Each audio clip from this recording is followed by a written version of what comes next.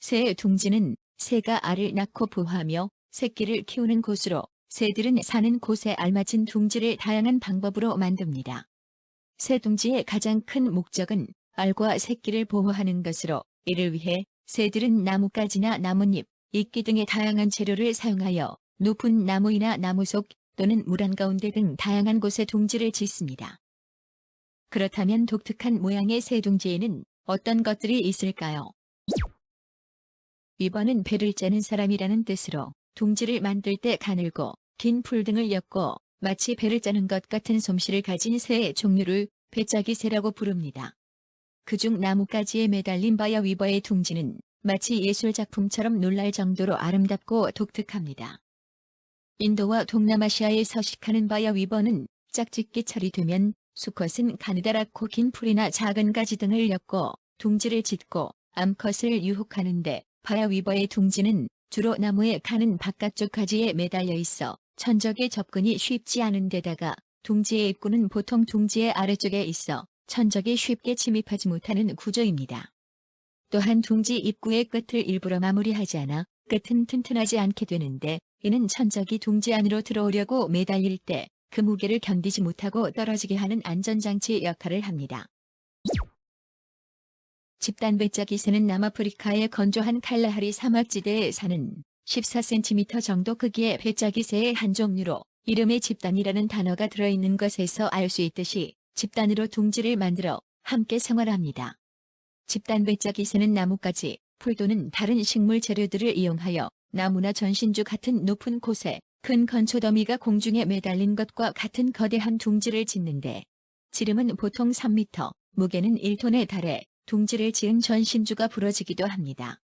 집단 배짜기 새는 최대 몇백 마리까지 협력하여 몇백 개의 작은 방이 있는 거대한 둥지를 만드는데 집단 배짜기 새가 이렇게 거대한 둥지를 만드는 이유는 천적에 대응하기도 유리하고 일교차가 심한 사막지대에서 심한 온도 변화로부터 체온을 유지할 수 있기 때문으로 바깥쪽의 방들이 완충 역할을 해 안쪽 방의 온도는 일정하게 유지되고 또한 큰 지붕은 뜨거운 햇볕을 막고 추운 밤에는 열이 빠져나가는 것을 막아 내부 온도 변화가 심하지 않게 유지시켜줍니다.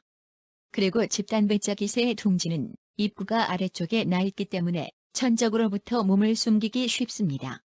또한 다른 새들은 주로 번식기에 둥지를 짓는 것과는 달리 집단 배짜기 새는 만들어진 둥지를 몇 년에 걸쳐 주거로도 사용합니다. 스위노 오목눈이는 유라시아 대륙 북부의 강가에 서식하는 11cm 정도 크기의 작은 새로 나뭇가지에 매달린 스위노 오목눈이의 둥지는 예술작품처럼 아름답고 독특합니다.